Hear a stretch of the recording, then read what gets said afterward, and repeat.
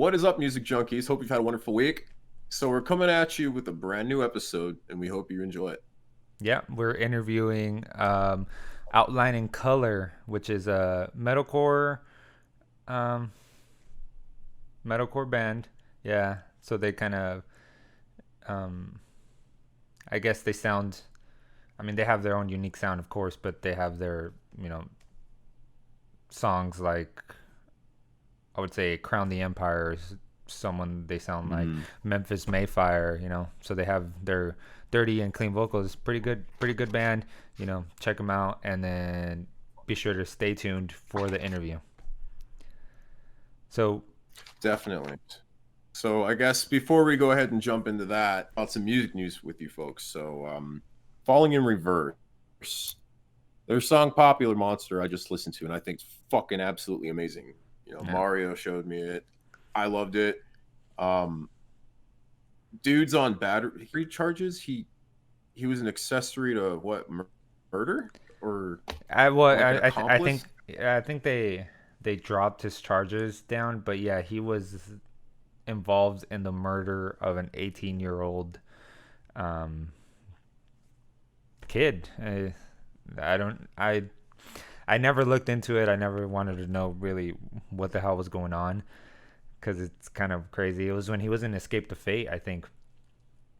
No, was it Yeah, I was Escape? gonna say that was a while ago, No, man. that was back in like '07. Jeez, '07. No, I was a freshman. I was a fucking 13 years. Holy crap! How does that feel? 13 years ago. yeah. He did. I don't remember how long he did, but he did like maybe 5 or more years, if I'm not mistaken. And then he came out and he got into Falling in Reverse, and they came out with a few songs, and it was, I think, there was more poppy when they first started, and now it seems like they're going a little heavier because you heard Popular Monster. It has like that really deep, heavy growls, But and he also has those aspects of that singing with that vocal and fry that just well, sounds. and it sounded like he was rapping. In the beginning, he was Exactly. like rapping. So No, I think he's a great fucking singer. And I mean, everyone has their past. Everyone has their ghosts. So, hey, even though he ain't got a chin, man, I think he does pretty well. oh my That god, thing's not even existent. no, it's not that. It's he has the what is it? The little thing that sticks out. The little thing that sticks out. Are you talking about The like what the hell you? little thing that sticks out. Yeah, that thing at the bottom of his jaw. All right, let's move on. Who's our next band, Mario? Crown the Empire. They've been on a roll with the song Blurry. Such a good song. Hmm. I think they're everywhere right now and they're blowing up like crazy. And that was one of the bands that just blew up out of nowhere. Uh, Yeah, didn't we? I have a feeling that when we were in a band together, we played with them somewhere, or at least we went to a show where they were at. I think we saw Crown the them. I think we Empire. saw them live, and they also played in El Centro, in my hometown. Was it that? Was it that bar that we went to? Is my question. Crown the Empire, because that's where my mind's going. Trying to remember. I think we saw them live. We never played with them, but I think we Okay. saw them live. And yeah, Hey, if any old if your stands folks want to like correct me on this, that'd be great. Nice to meet you guys and see you guys again. No. and see you guys again. Well, I mean, they watch the stuff, I'm sure. uh, yeah, I hope. Um, Bring Me the Horizon is teasing some new content, and they I posted a saw that new yeah. song of theirs. Well, the Woo! new song Ludens is really good. It's crazy because you think of Bring Me the Horizon, always thought yeah. You when it, think of those high like screams from him and like that brutal. yeah, when I It's first started screaming, Pray for Plagues was my all-time favorite. Pray for Plagues, I covered that shit, and my brother still makes fun of me of it because I covered it in his friend's laptop. Oh, so, you were using the laptop for the so recording. yeah, so I opened it up. I used a webcam to record my covers, and that was back when I had my long hair like down here, up to my shoulders. And Was that with the little bleach stain in the hair? no, not yet. That Not the bleach yet. was way after. It was, I was all skinny. I was like literally just bone. My long hair, and in the video it's just me covering Pray for Plagues, and it's just so funny. But that's what I always thought about when you listen to Bring Me the Horizon. It's a fucking super heavy shit. And then they did, you know, went from being super metal or hardcore to being this popcore type I like band. the popcore aspect, and I think it's kind of a blessing for him that he lost his voice, because now he's singing and he's sounding like a good ass singer, and he's writing some good stuff. Yeah, yeah. He's got the what he was doing before, just it worked for him, but I think what he's got now probably works a little bit better. It fits better in the music scene. But I also think You know what I mean? Bring Me the Horizon is one of those bands that they want to try everything. They want to expand as much as possible and not just be confined in this little genre and the metalcore, deathcore type genre, and they want to expand. Because if you listen to each and every one of Bring Me the Horizon's albums, it's different. Every one of their albums is completely different. They're Sounds like a not all the search same. for identity, necessarily, to find where you're best. Or they just, I don't know. or, I still or, or think like, but like you're a musician, you were you would play metal and listen to metal, and now you're singing and playing, popular R&B and shit. R&B, popular Yeah. stuff. So it's not. I don't think it's trying to find your identity. I think it's you have an itch to just try as much as you can. You don't want to limit yourself, and I think Oh, that's what Bring Me the Horizon's going for. I mean, I could be wrong. I don't know them, or it could right. just be And that was just my opinion. That's why I was saying, yeah, for me, like the metal to the acoustic to the R&B, I'm like, maybe I am trying to find, where my niche is no, that's what I'm trying to say. But yeah, it could be. um A Day to Remember too, Mind Reader. It's it's not like most of their old music that they've had out. This one's a little bit different, and it's still poppy and upbeat, and it still sounds like fucking Jeremy. Did you see their Jeremy's Did always you gonna see be the Jeremy. music video for that song? Yeah, I saw It that. looks like And it's like a Powerpuff cartoon, Girls. an Yeah, animation. Yeah, it looks like Powerpuff Girl animation. And don't ask me how I know Powerpuff Girls. dude, I used to watch that shit on Cartoon Network. There's no shame in it, bro. Come All right, on. then I don't feel bad. No, you're good. You're good. No, yeah, it's a good song. I miss the Day to Remember, but I mean they haven't changed much. I think. Was that back in like Plot to Bomb the Panhandle days and Yeah. yeah, FM. Yeah, those were some of my favorites from them, especially when they came out with the when Pump Goes Pop. Oh my god, dude! That's how I used to listen to all the music, all the new age pop music, and I would learn all these pop songs, and then when they came on the radio, I'm singing them, and people were looking at me like, "You listen to that? You listen to Justin Bieber? You listen to Lady Yeah, Gaga? got some problems, man. Yeah, what's up? You want to go?" Catch these hands. So, Um, Jamie's Elsewhere released a video saying that they're working on new music and they have new merch out. Jamie's Elsewhere is one of those bands that were like on the verge of exploding. They're pretty popular, but they weren't, Bring Me the Horizon popular or Crown the Empire popular. They were like almost there, so close, in and then they between broke Bring up. Me the Horizon and like, dang. They were like so close to blowing up, and then they broke up. And I think they just went on an MIA because the vocalist of Jamie's Elsewhere went to go sing for Of Mice and Men. Ooh, So they needed they yeah. needed they needed someone to fill in because their singer, I don't know what happened. I don't want to say something and then that'll be right. but their Dude, singer, I believe there is such thing as politics in music, and that's just one of those things. And they're like, you know what, this band, I'm not going to get into that can of worms. so yeah, so he played with the Mice and Men, and then all of a sudden he came back and they released that video saying that they're working on new stuff. And I actually got to meet all the guys from Jamie's Elsewhere. I got them to play down in El Centro and at the a boxing gym. It was a Sparta boxing gym, so they played um, in the warehouse, and it was pretty cool show. The great Played in band, a warehouse. yeah, in the warehouse at the boxing gym. It's pretty cool.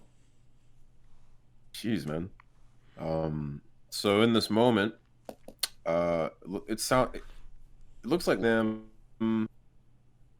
name this album "Mother," the best of 2020. So, and yeah, they got some really, really great stuff. I don't know what else to say about them. They're just if you haven't heard of them, you should. Yeah, in this Chick moment, vocalist. and she screams also. Yeah, Have you like seen if you pictures of like I her? wrestled a bear once, you'd like this one more. Yeah, dude, she's pretty. She's beautiful, but she's kind of creeps me out. She dresses with A and puts little bit. symbols all over her face, and yeah, kind of crazy. So She cute. Evanescence has a new song My out. favorite lady. Yeah, Love Amy I Lee. was waiting for that. I was waiting for you to say something. Yeah, dude. I'm sorry. Whoever hurt her, shame on you. You are an ass. God. So they started a TikTok account But to promote their new song and try to get people to do dances or kind of promote their new song and video. And their video mhm. looks like it was all shot during quarantine. So I think that's what happened. I'm not sure, but No, it's yeah, probably symbolic too. And I feel like that's just Amy's way of saying, hey, now that we're under quarantine, if you haven't listened to my song before and looked at the symbolism behind everything, it's probably a good chance to see quite what's right in front of you. yeah. Yeah, She, I get deep with Amy, man. She gets me. she's no, she doesn't. She doesn't even know you, bro. She does. She doesn't have to. She is one of those singers that I will never get tired of hearing her voice. Like she's just so talented and so good. I think her vocals on that song are fucking on point. Mhm. Check it out if you haven't. Make a TikTok.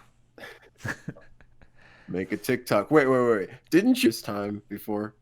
What? What would happen? You're like, man, I'd lose respect for you if you count. So we have a TikTok account. I don't know if you know this, but so You should add us. my girl Jordan, she handles pretty much a lot of the research that goes on. So thank you for everything that you do. Shout out to her.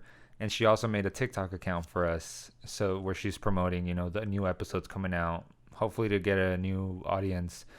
I still have not made a TikTok, so I'm still proud of myself. I'm not on it I yet. haven't made one either. Everyone's jumping on that bandwagon. I could Bro. It's only a matter of time before we cave. I could picture you doing dance challenges. You know what? You're being a little too presumptuous. But yeah, shout out to my girl. Thank you for helping us do all this research, and thank you. Yeah. You rock. Thanks. So, Asking Alexandria has a new album out, and this band is one that I'll always remember. It's always gonna be burned in my head because we played with them. And Yep. that was one of my proudest moments as a musician. Uh, Asking Alexandria. We literally opened for them at a sold out show in Hollywood. Who would have fucking thought? Anyways, Whiskey a go go. New album called like a house on fire. I think I wrote that right. Mm-hmm. But they have Yes. a few songs on there that were released as singles, and Anti-Socialist is my favorite song from that album. That one was sick as fuck. Yeah. And that's another band that changed a lot. That went from being screamo to rock. I would guess you would call it rock, metal, rock metal, something like that. But again, we bands doing this nowadays too, where they're stepping outside of their genres. And you know So. what they kind of sound like and what kind of they remind me of now is, did you ever listen to Bullet for My Valentine? Yeah, I love Bullet for My Valentine. How What song like Tears Don't Fall or Waking the Demon? No, closer to Waking the Demon. Tears Don't Fall is a little older, Okay. and Hmm. that they changed a lot too. Well, not a lot. They changed a little bit, but They're like not as hard as they used to be, I notice as well. I They used still got some fire music. I used to listen to when they first started, like Hand of Blood. And you know Mm. how I found out about them? I think they were on a video game. What video game was it? Hand of Blood. I don't want Hold on. We gonna look this up real quick. Yeah. Hand of Blood. Mortal Kombat or something, if No. so It accurate. was. I think it was a sports game. Football? FIFA? Soccer? Hand of Need for Blood. Speed. Need Need for for Speed. Speed. Yeah. Yeah. That was it. That's how I found Bullet for My Valentine, and they became my favorite band. That was the first kind of metal band I would listen to. When I got into my first band, I was playing a lot of time. Um, inspiration for me. I can't. This was probably before I got into Here Stands. When I started getting into Job for a Cowboy, Devil Wars, Attack Attack, Attack Attack, and all those other bands I got into. You guys, I haven't really been in that. You know, Yeah, yeah. But that's what Asking Alexandria kind of reminds me of, a little more metal. And no offense to anyone, but we used to call it butt metal. it is butt metal. Butt metal, and we consider like Metallica butt metal, Megadeth butt metal, like that type of stuff. A little butt metal. Anyways, Suicide Silence, new song out called "Become the Hunter." That one. I was not. I- I was not a fan of the song. The song is very but basic, but that fucking breakdown, man. That breakdown at the the very end. percussive parts are my favorite. I literally started moshing in my living room. No lie, I was moshing. I was throwing fucking You know, fists. I could see they have a couple of aspects that remind me of A Perfect Circle. If you ever heard of them, No, they have a lot of ambient noises in their music on top of their mix that go into it, and it's kind of like Vela Maya, Maya, whatever precisely. people call it. Kind of I, like melodic I've always pronounced it Maya. Vela Maya. Hmm.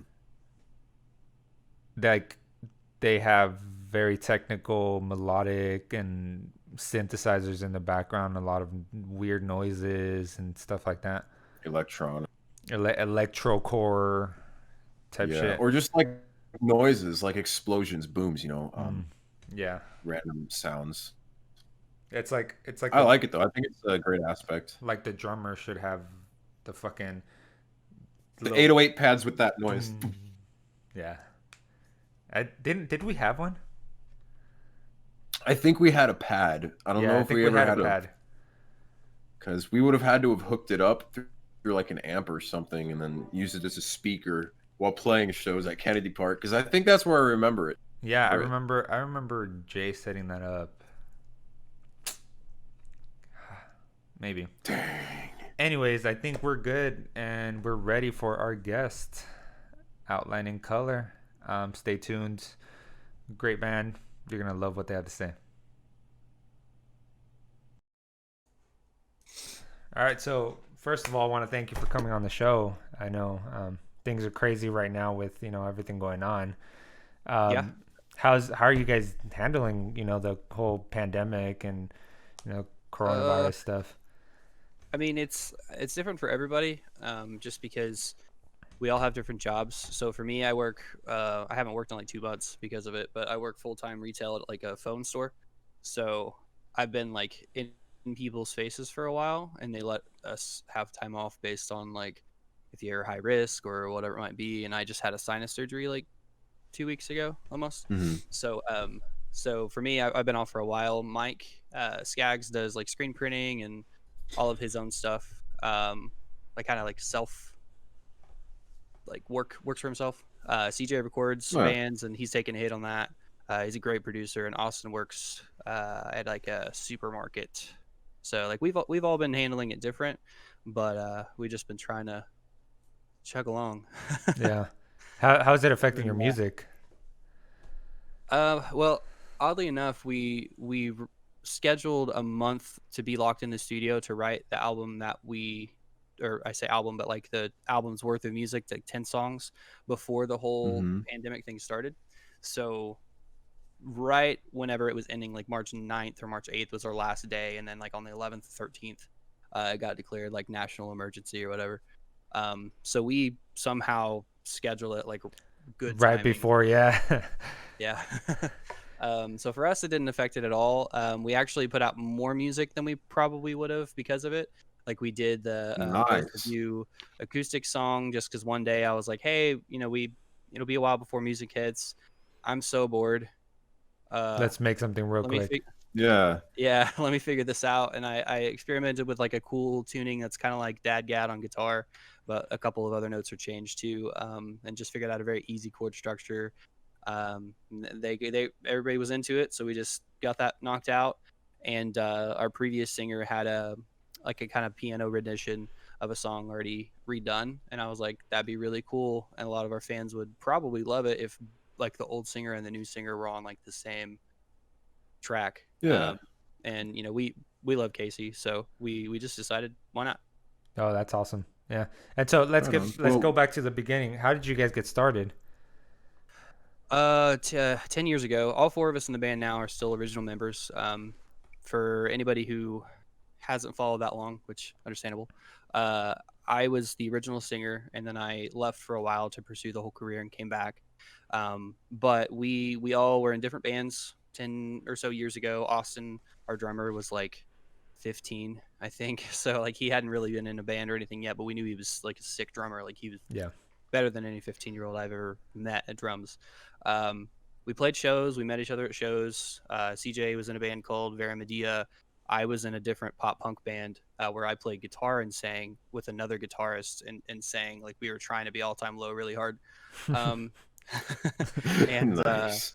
and Skaggs was in like a band called High Five Low Five, which I don't even know how to classify that genre. But we all knew each other from like different bands, and we just kind of came together and said, let's just do this because we're either not happy with how our music is or whatever. And for me, I was in that pop punk band, and I didn't have any plans on being like a lead vocalist at all. Like Yeah. I at first I was just like, oh man, like I already have a band, I have a job, like I don't know if I can do another band, even though apparently most musicians are in like eight Hey. or drummers. Oh yeah. So like I just did like a track at my friend Harvey's house for like a reference, and eventually Austin was like, why isn't this guy in her band? So then I just joined up, and it was really good. We've been doing great since then. We all have a really good chemistry. Austin left and came back too. We're all four original members, so I think 4 out of 6 for 10 years later, almost 11 is pretty That's good. not bad. Yeah. That's Yeah. not bad at all. So I mean, for as long as you've been doing music for, everyone has their own way of writing their music. So what does your process look like necessarily? Can you talk about that? I mean, it's probably different for everybody in the band, Right. but for me, I really, really, really like focusing on melody. So Mm-hmm. if there's a really cool instrumental part, like say that, because we did our most recent music with Andrew Bayless, so we all sat in a room, had a bunch of licks going on, riffs, whatnot, and I would just be thinking of melodies the entire time. So for me, it's melody first, lyrics later, but for Skaggs, I think it's different. So for Mm-hmm. him, when he's writing vocals, I think he's more focused on lyrical content, and he is better at not overcomplicating melodies like I do. So Oh, that's he the kind of worst. brings We me all back do down to it. earth. Yeah, he kind of brings me back down to earth on, okay, let's let's make that simple. And then I do the opposite. And then anytime he has something that's really cool, I go in and add like harmonies and layers. And like there's so many tracks on our music that have 19, 20, 25 just vocal layers. So it'll make a PC shut down if it's not a decent hardware PC. But yeah, Talked about being. Oh, I'm sorry, I didn't mean to cut you off. Go ahead. You're good. That's pretty much it. At least on my side. Austin is such a good drummer. He can go in and knock the drums out just by hearing him like a few times and be like, this is what I want to do. And he just does it. Yeah. He'll listen to it beforehand, but, and CJ is really good at making any music that's written have like an outline sound. So like if there's a riff or something that may seem more, oh man, that's really like mainstream, or that's really super heavy. Like he has a way of like rewriting and restructuring to give it the outline vibe, I guess you could say. And that's pretty much it. We've had a different kind of concept or approach at like writing each album, but most of that really is the same for me. I just really like building upon things that are already good and making them as good as I can. And melody for me is just the main thing that I like to focus on. Yeah. So how's the scene in Tulsa? Oh, it's great. For 10, I mean, as long as I've been a part of it, for 10 plus 10, 11 years, 12, 13, oh God, 14. Jeez. It's been really good. Like even my first really terrible band that I was in, it's me and my brother and some friends. Like even since then, people were super nice and supportive, and you always have like the one-offs, but Kane's Ballroom's a really good, well-known venue here, and right down the street is a Vanguard. It's like a 500 cap room, which is where we usually always play. And we kind of got spoiled and didn't know how good we had it for that venue, because then we go around the world or around the US and find places that are like just trash, a small corner of the bar with no stage on the floor, and we're like, man, like this isn't the Vanguard. But there's also some good ones out there too. We like playing any stage. Like we don't care if there's one person, the other bands only are like 500, 1,000 people. Like we'll still play the same show. That's just how we are. But everyone in Tulsa is really supportive. It's only getting better. We have a lot of really good talent. Like a lot of other bands out there, Cliff Diver, Band Quad, Rose Gold. Like there's oh my gosh, pop punk band. You guys would probably love them. Anyway, When the Clock Strikes. We have a ton of local talent that's just really good. So we're kind of spoiled on that. And a lot of people show up. Like we had a local showcase that packed out and basically sold out the Vanguard. And there was a touring act that was pretty big that came through, and maybe 350 in attendance. So like people show up here. Yeah. And we've had people fly out from Ohio and drive from St. Louis, which is like 5.5 hours from here, just to see how our shows go, like locally, because we talk about them a lot. Yeah. And it's really positive. Like every time we play a Tulsa show, no matter what, like people show up and they're super like supportive. They give us all the love. It's great. Have you seen the show The First 48? Yeah. Yeah. So it seems like every other episode is there in Tulsa. Have you noticed that? Yeah, I mean, and live PDs in Tulsa now too. Oh yeah, yeah, I saw that. There's a lot of bums downtown that love asking you for money. It's an interesting city. Like it's one of the best places to like start a business. The music scene's also really good, but then you have a side of Tulsa that's like, I think we're like 5th or 6th or 8th in crime in the nation. So like it's kind of up and down. Yeah. But we've had worse luck in places like, nothing against St. Louis, like St. Louis, we get our van broken into. Oh, but in Tulsa, like where I live, I could leave my garage door open all night and no one would mess with my stuff probably, or try to get in my house. So it's different. It's kind of like Dallas. There's a bunch of suburbs, but we are not that big. Yeah, it's at least you're not like Jacob and I. We're from a place where we have like the #1 unemployment rate. Oh man, where are you from? We're originally from Arizona and California, kind of back and forth, kind of on the border. I would say, what did you say, Jacob? It was the armpit. Armpit of planet Earth, man. It's hot. So it's hot as hell. Most of the United States lettuce comes from that town. So yeah. that's it's the hot. biggest it's agricultural, spot in the whole United States. Like, Gotcha. we have a lot of immigrants and stuff like that. So it's a pretty nice place, but the music scene right there is dead. Like Oh, we used to be in a, kind of post-hardcore metalcore band, and it was just, I mean, we had our loyal friends that would always be there, but the scene died, and yeah. not a great place like, Tulsa. We never, sold out any shows or anything like that. So Sure. it's pretty cool. I mean, the coolest thing we really did was we went to Hollywood and played a show at the Yeah, Whiskey. but that I was mean, that was Hollywood, a completely different, different spot. yeah, the complete. Yeah, so I mean, So where's the best place you've played? Oh man, that's tough. Just because of the memories and all that were there when we went to Japan. There was a place, I think it's called Cyclone. It was our last stop in Tokyo, and people there were so nice and so friendly. And Chicago is another great city. Like our Spotify in Chicago has the most like action for us out of every city that we've ever really been to. Damn. I've had a show in Salt Lake where I had an upper respiratory infection, and it's like a 90 cap like storage container like type of venue, which is kind of really cool. But I had like no voice. I had maybe 1.5 octaves that I could sing. I woke up not being able to talk, Oh and I man. just was like real with people, like, hey, I'm so sorry, I'm sick.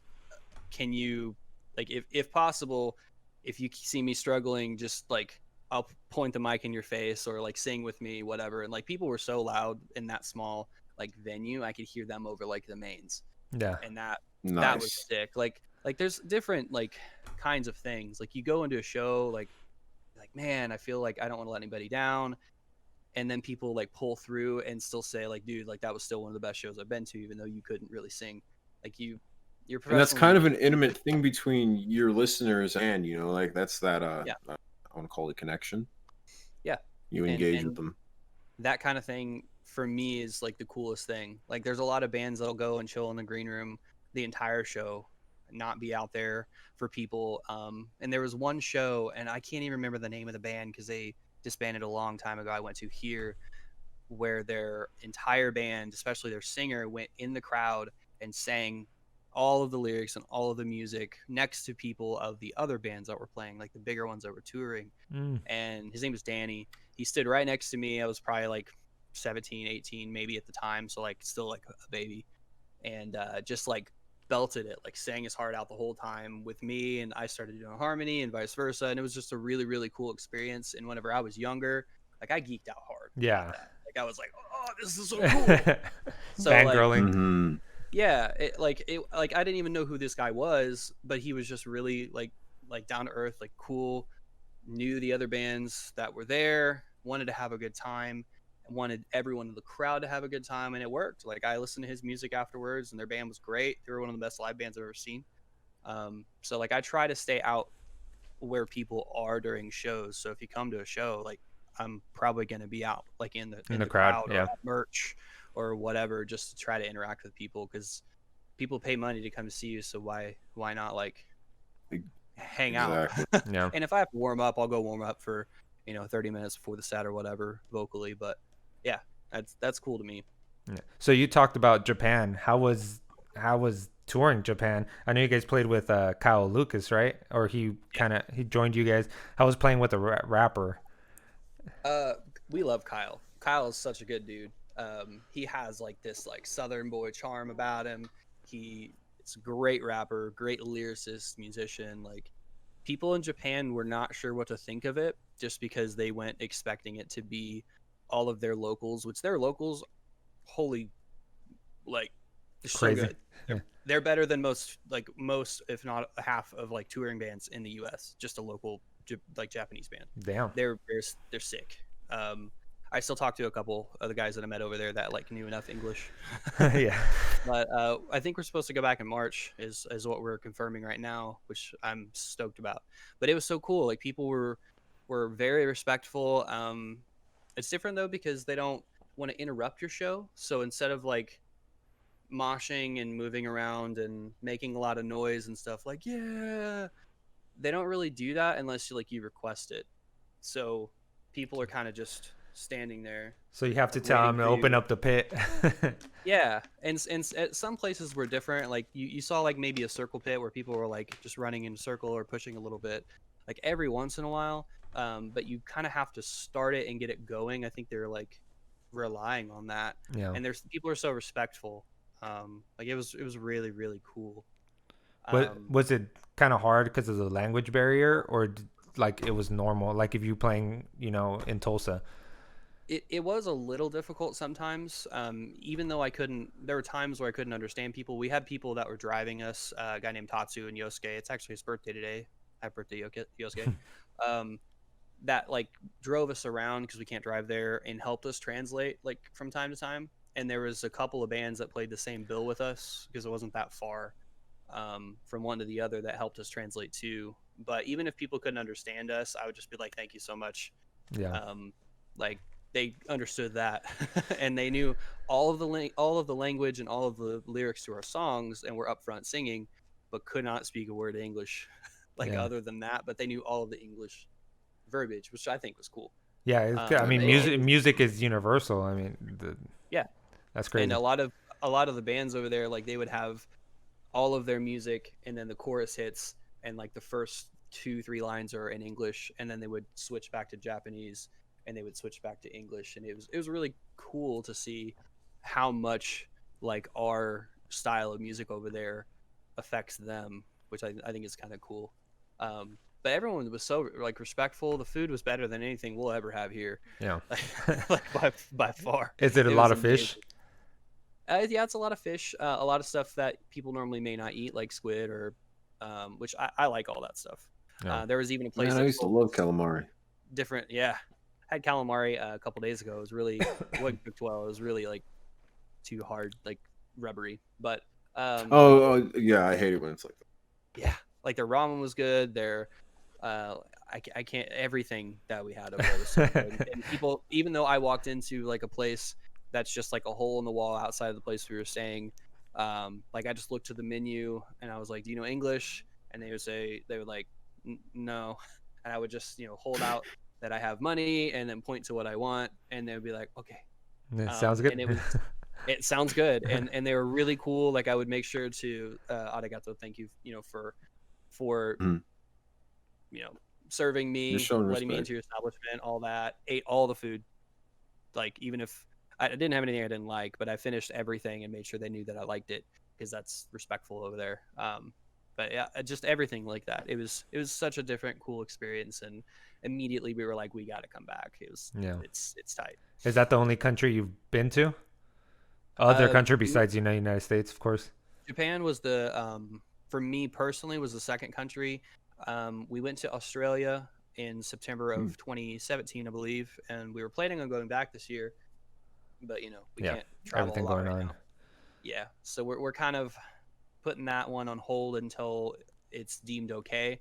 But for March, I think that's a pretty good guesstimate date of everything kind of settling down. And Yeah. tickets are so cheap right now with being able to cancel them. We were like, we Just gotta do jump on it that. right now. Yeah. Yeah, and then there was one tour I couldn't do because of work in the UK, um, and there Michael Swank from Micah Relocate filled in for me. Good dude. Really wish they'd come back with music. I'm an advocate for that. But yeah, we've been to a few countries. We really want to go to Germany. I just did an interview for Brazil podcast for this like the same kind of thing, and they were really nice.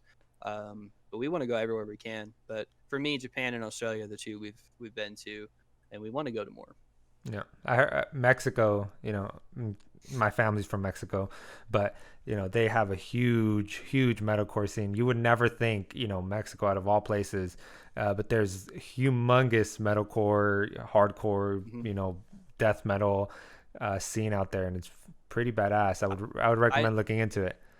Yeah, we actually had a tour scheduled to go out there at one point. I think it was closer to December, just because the weather would have been better around that time for them. But there was some sort of like phenomenon, like earthquake or something that happened to where it wasn't a thing that could happen, and it's really hard to find like the right connection to get like a tour package down there. So if you know anyone in that thing, Scene? Oh yeah, I'll hit him up. Send There, him Help us away. out. We want to go. there's this band We, that from I forgot where they're from, but they're called From My Cold Dead Hands. They're a little more hardcore. They're kind of like I would say Suicide Silence as Blood Runs Black type. okay. But they used to come and play over here in my hometown a lot, and Mhm. I think I could hit them up and see what I can get for you. That would be cool. I would appreciate that. We've been trying to find like a good contact for Mexico because I never would have thought Mexico would have like a hardcore scene or metalcore or post-hardcore or whatever. It's there. Yeah, I it's just there. got access to the Spotify analytics numbers of like what countries listen to us the most, all that, and it's kind of surprising. It's pretty cool. Who listens to you the most? The U.S. is definitely up number one. I can just look. Germany's up there. Australia's up there. Find out. Takes like 2 seconds. Let's see. Top countries. U.S. Germany's number 2. Australia's number 3. The U.K. They made a move is number 4. 5 is Canada. Sweden, Brazil, Mexico. Yeah, you're right. Yeah, There, it's there. it's there. Yeah. It's a little underground, but it's there. Yeah.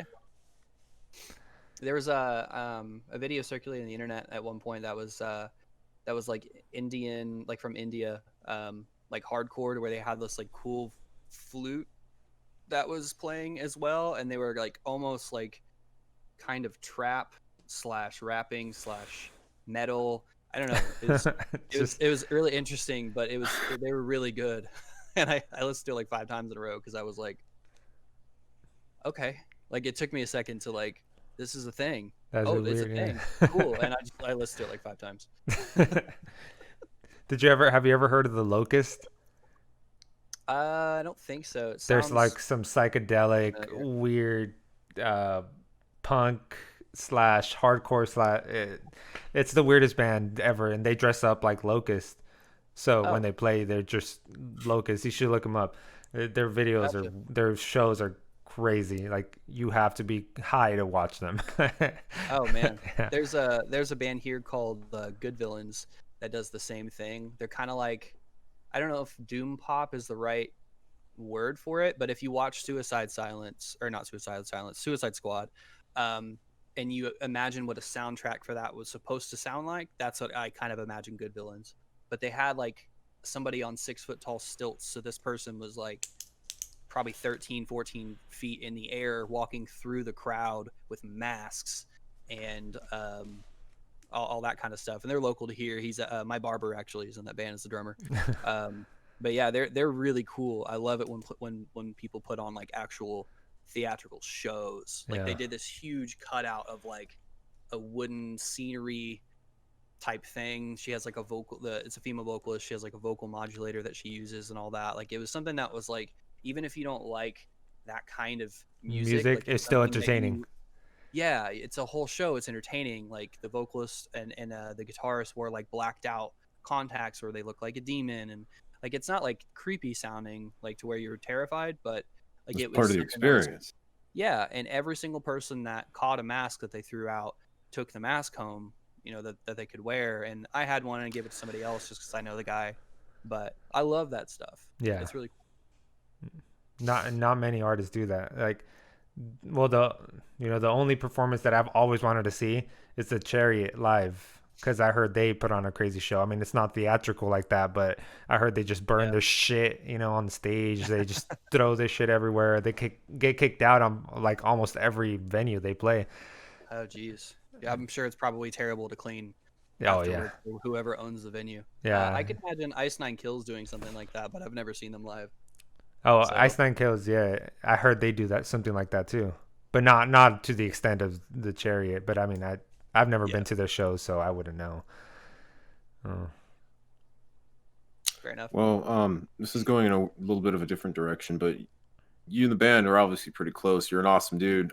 So what makes you, close as bandmates? Like, what are some things you guys do to be close and like, Um, get along extremely well? sure. I think just because we've all known each other for so long, that has a huge, part to play in it. Mhm.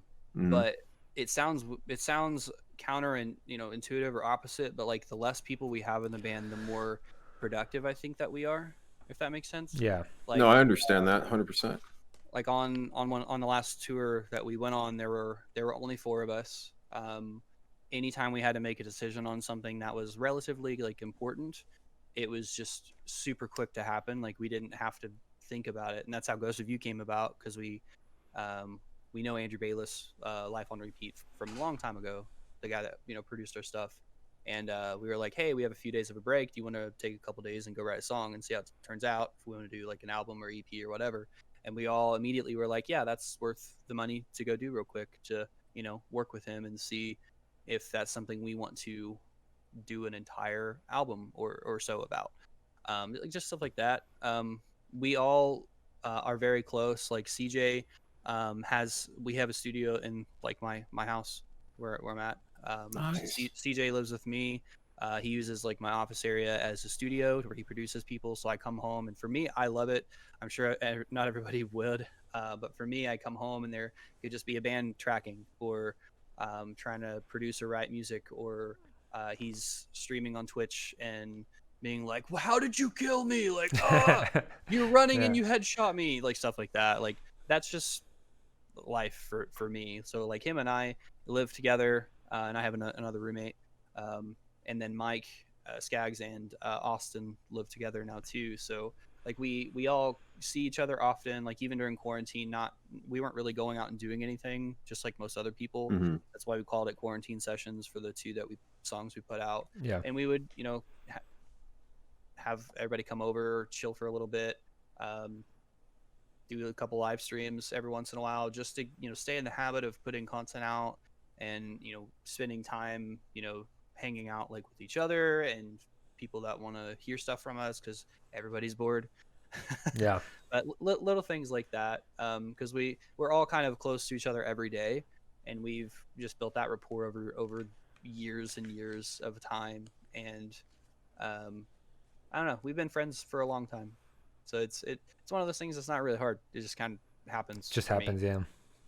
Yeah. And if there's ever a time, like for me, because I left and came back, like where I'm like, you know what, I don't really feel like I'm as close with this person as I am with somebody else. Like I make it a point, just because I want to have good rapport with everybody. Yeah. Mm-hmm. I never really want to make an enemy. I'm sure I have some. To where I'm like, hey, let me reach out to this guy and say, hey, how you doing? How's work? You holding up during quarantine? Whatever. Like I want to be as close to like the people that I make music with as possible, friends with, whatever. And I just try to make an effort. And I feel like whether you're bandmates or friends or whatever, anybody, you should try to make an effort to like reach out to people that you Mm-hmm. would like to spend time with or be close to, or that you consider friends. And not saying that's mandatory during quarantine, but I think that's important. Yeah, and it helps, helps people out. Not at not least for everyone's mental health, not everyone's coping the same way, and not Yeah. everyone's coping good with things. So yeah, I think that's a great thing. And So the cool thing is, like, people we've toured with, sorry to interrupt, You're fine. like for me, I'm pretty open about how I feel, and especially on Twitter is kind of where I'm the most open about like mental health issues, whatnot. And I've had good moments and I've had bad moments during quarantine, where sometimes I'm doing great and sometimes I'm not. And I have people from bands that we've toured with that reached out to me being like, hey, just wanted to say, hey, miss you guys, you doing all right? And I Kendall from Dead Crown, super cool dude, reached out to me, and a couple others have too. And it's really nice to have somebody that is miles and states away reach out to you and Yeah. just see if you're doing all right. And I think that's Supporting Yeah. you, man, in all the ways you need. I think that's really important. Yeah. Definitely. So Eat Your Heart Out is your top most streamed song. So dope, dude. Yeah, it's pretty good song. So Yeah, it's which good. is your favorite? My favorite is got to be one of the ones off the newest stuff, and I'm sure probably every band says that. Eat Your Heart Out was a song with Casey, our other vocalist. It's actually one of my favorite songs to sing live, just because I like the song. Yeah. It's really high, so it definitely can be difficult to sing sometimes, but I like challenges, so I don't have a problem performing it at all. I love the song. Oddly enough, everybody else in the band hates playing that song live, but halfway loves it just because of how many people in the crowd love the And how song. they get into it, yeah. Yeah, it's one of the most simple, like you just like strumming playing songs that we have live. Like it's almost monotonous to play, but it's a lot easier to crowd and interact with people during that song. I love that song. Um, After that, the last album we did, Broken Record, was immediately, I'm like, yep, that's first single, got it, because I wrote the chorus of that song. I was like, I think it's going to be, like a poppy, like earworm, like Yeah. people are going to like it, and they did. Yeah. And that's how I feel about Breaking the Silence, which is the song we just put Just out. released, yeah. I wrote the melody line with some trash lyrics that I know we weren't going to use. I got made fun of a little bit for it, but it's kind of funny. And then the next song, Alibi, is another top. Like I really like that melody, and it's one of the most different songs we've ever made. Like it's kind of a new direction, like for us, where we're doing a little bit of everything. And then a song off the second EP we're putting out is another favorite of mine. So I'd say it's between those three, for sure, just because of how they were written out. And I love Eat Your Heart Out. Don't get me wrong, but I think after everything else comes out, we're eventually going to have one that's A little higher, yeah. yeah. Mhm. But everybody has that song that they love. Like I know bands that I have a song that latched me onto that band that I will put in my playlist and listen to forever, and that's awesome. That's how Eat Your Heart Out is with a lot of people who love us. So for me, I'm like, yeah, we'll always play that song as long as people like that song. Yeah. And I love playing it, so Yeah. I'm cool with it. You know, it's funny Well, I mean, because hopefully. it's funny because we talked to other bands that say, you know, our most popular song is probably our least favorite to play. Yeah. Or our least favorite, you know, we like the ones that we actually put, you know, Mhm. our full potential in it, you know. That's kind of funny. Yep. But So I've still been pretty involved with the band, as even when I wasn't in the band anymore. So when that album got written, that was the song everyone expected to not do well.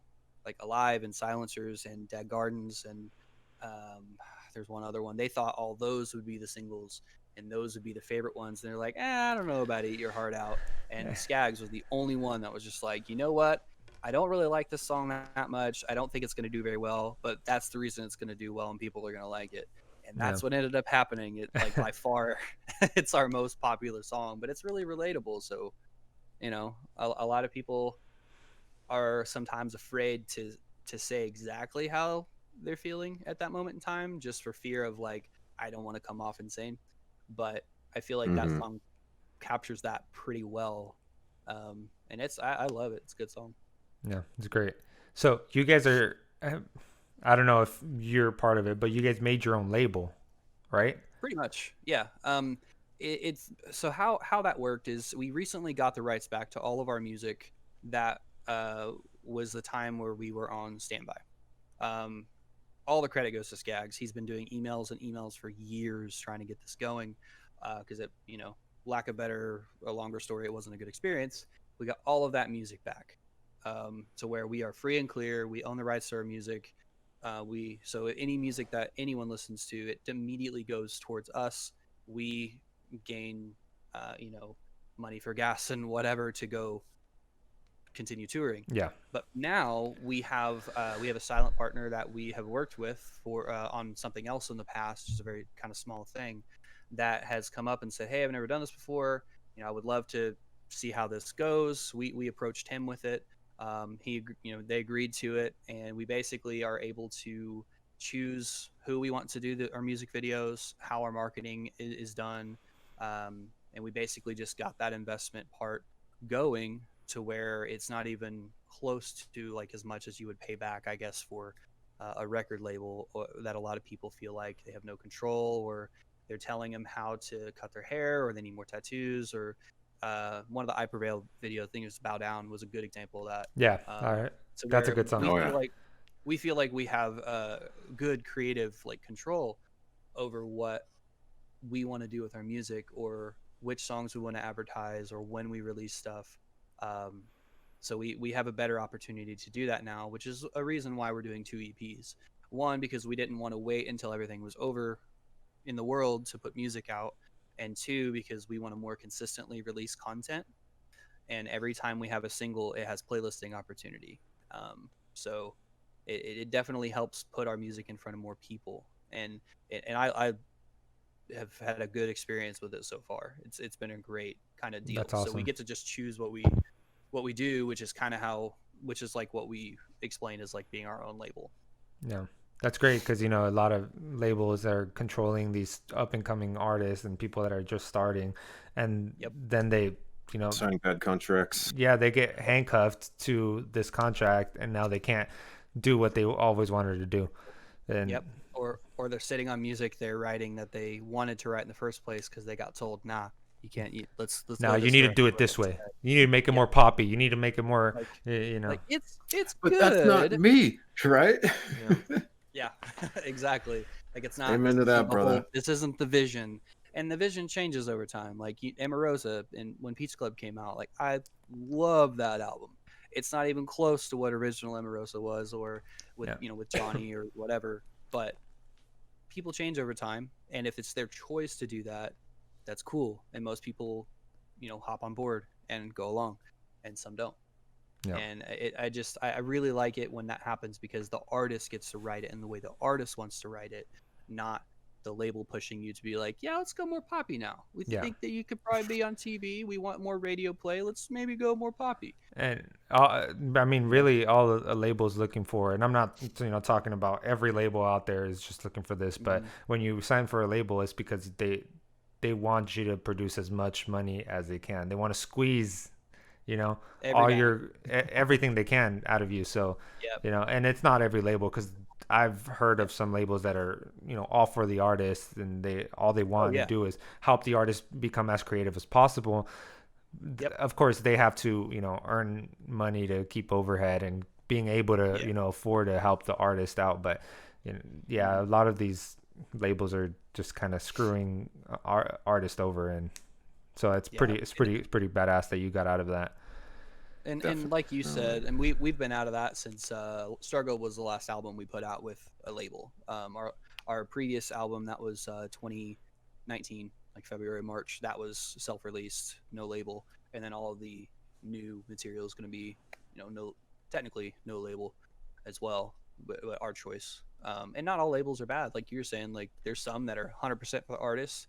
I see some that work harder than anyone that I know. And there are some really good ones too. But you also have to play by their rules to an extent, and make sure that you watch what you do and aren't an awful person, which you should do anyway. But yeah. So who are you? Some of your inspirations? Who do you like to listen to most? Oh man, that's changed over time a lot.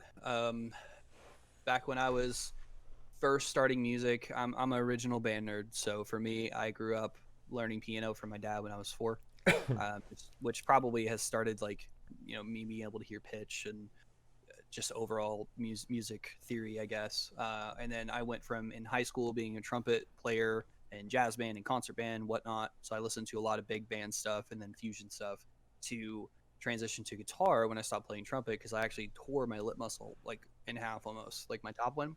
Because when you have a mouthpiece in metal and you put pressure on it to play, which is wrong, and I did it anyway, it starts to slowly rip apart.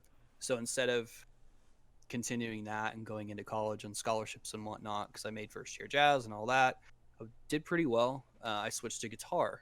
Then when vocalists got flaky, I started doing vocals. So for me, I just play guitar. I listen to a lot of John Mayer, like a lot of stuff that you wouldn't really expect.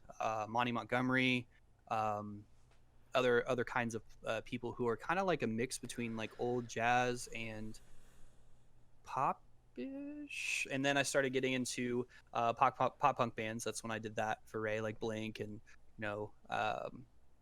Sum 41, stuff like that. And I think what transitioned me into this style of music is like bands like Under Oath, because they have all these nice clean choruses, and then you have not nice clean that's different, and then Atreyu and stuff like that. So back in 2000, or Silverstein, which are still kicking, and their new album, so their new music sounds great. Yeah, they just released that new album. Yeah.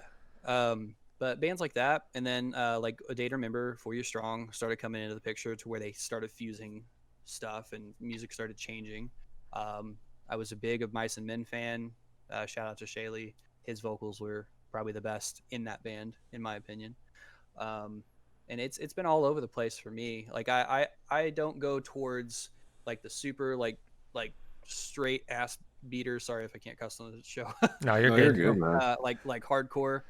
Like I don't listen to that kind of stuff like as much as like some of the other guys might, like Knock Loose or Varials, and they're great bands. I just don't go to those first. But like for me now, let's see. I want to say I'm looking just for reference, like workout wise, like Architects, Beartooth, like melody based, but like you still have pretty like heavy grit. and Yeah, like heavy, like pitch scream. I have to have like a melody to it. And then I'm a huge like I the Mighty fan. Would love to play with them someday, even though our music is a little different. Issues is great. You guys Trying played to with think of any Issues, other right? ones. Yeah, we had a show with Issues in Tulsa, actually, at the Vanguard. Did very well, and I'm trying to find any other ones like on my Spotify that I can just read off that I have already listened to. But Bill Murray, big Bill Murray guy. Go if you don't know who Bill Murray is, I have to have like a weekly tell people about Bill Murray thing because they're so good. He's so good. The community's so good. Anyway, go listen to them. Okay. Of course, when Dance Gavin Dance puts music out, you gotta listen to it. For me, like it's all over the place. More so like melodic stuff for me, Yeah. and that's kind of where like my writing comes into play. It has to have a melody. I'm not a big spoken word kind of guy. So like when Me Without You was a thing, or trying to think of the other huge band people always talk about all the time. Not a spoken word guy. Their music's good, but just not what I would choose to listen to all the time. Yeah, that makes sense. Yeah. So, that's pretty much all I got. Jacob, do you have anything else?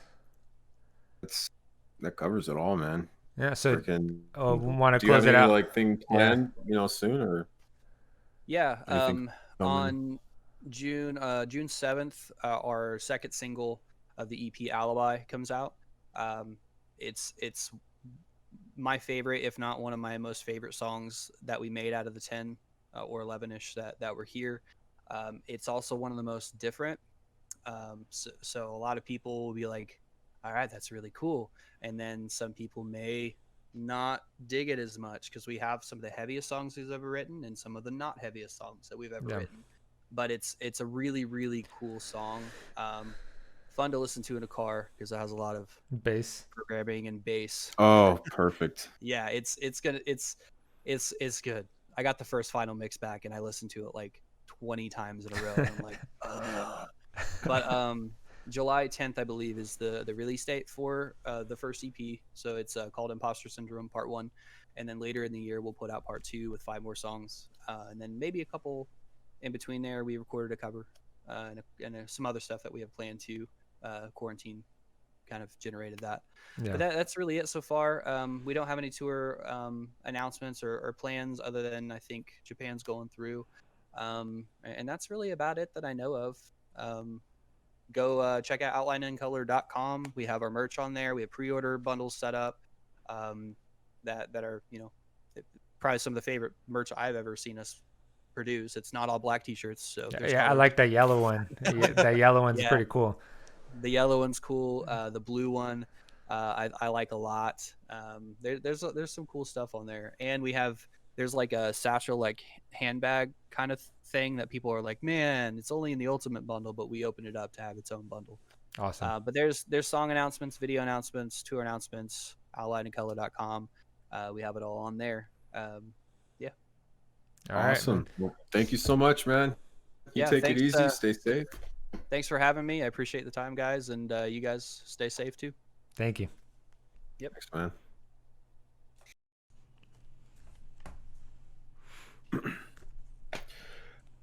I really like that guy. He's freaking awesome. So down to earth and just, you see, and that's what I like interviewing these musicians and artists for. Is they're human.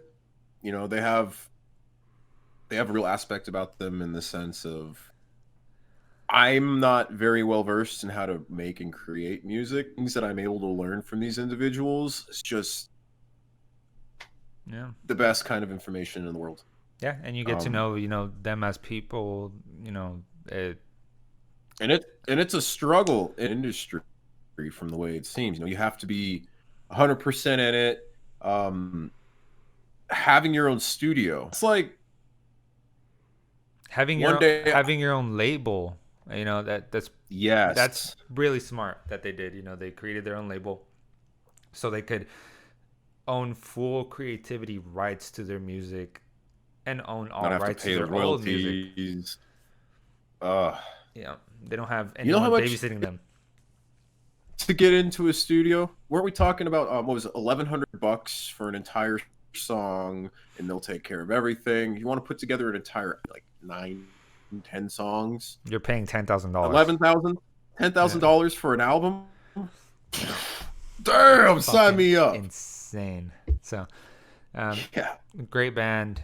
Listen, they have a new song coming out called Alibi, which would be released on June 7th. And they have a song that came out, Breaking the Silence. That one was. It came out on dope. 5/15. Be sure to check them out. There's another one, something about a ghost. That one was sick too. Just putting it out there. So, check them out. Stay tuned for next week. We have a rapper coming on the show. His music is pretty good. It's, top of the line, of course. That's what we try to get on the show, right? Always. So be sure to check out our Instagram, Facebook. We'll post a flyer up soon. And stay junky. Stay classy, San Diego. Oh my God. All right, take it easy, guys.